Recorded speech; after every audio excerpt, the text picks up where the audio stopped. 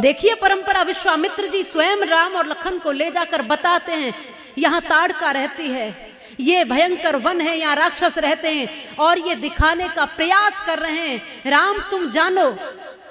दशरथ जी को भी तो ले जा सकते थे विश्वामित्र, वो क्या शक्ति में कम थोड़ी थे, लेकिन राम को ही क्यों ले गए? क्योंकि जो आगे का शासक होगा, जो आगे का शासन चलाने वाला, जो आगे राजा बनने वाला होगा, वो राम होंगे। और जरूरी है कि जब सत्ता में बैठने वाला व्यक्ति, शासन चलाने वाला व्यक्ति समाज की अच्छाई और बुराइयों से परिचित हो, उस पीड़ा से, उस दर्द से परिचित होना ही चाहिए, जानना चाहिए उस राजा को।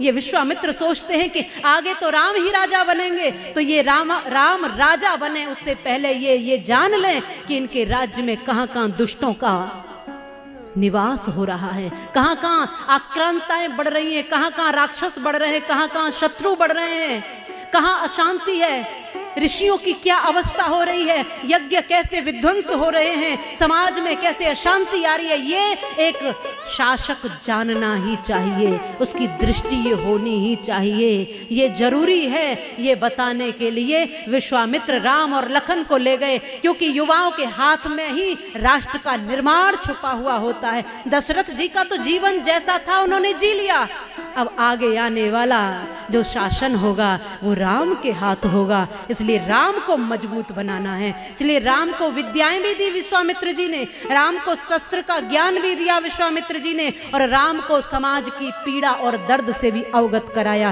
कि कहां कहां पीड़ा है, कहां कहां दर्द है, कहां कहां बुराई है, और कहां कहां तुम्हें इन बुराइयों को समाप्त करने की जरूरत है। ऐसा दृष्टिकोण भी दिया, और यही होना चाहिए।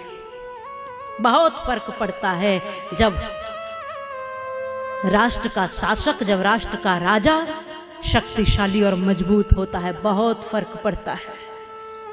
क्योंकि हमने देखा नहीं तो सुना तो होगा कि जब राम और कृष्ण की जब तक राज्य व्यवस्था थी, जब तक चाणक्य के उपदेशानुसार चंद्रगुप्त मौर्य की राज्य और शासन व्यवस्था थी, तब तक इस भारत भूमि का कुछ न बिगड़ा। और जब जब शासन कमजोर हुआ भारत में, तब तब हमारा भारत बटा लुटा, और तब तक भारत की सीमाएं छोटी और सिमटती चली गई। ये हमने देखा। इसलिए भारत का राजा, भारत का शासक मजबूत होना चाहिए, जो ईंट का जवाब पत्थर से देने की हिम्मत रखता हो।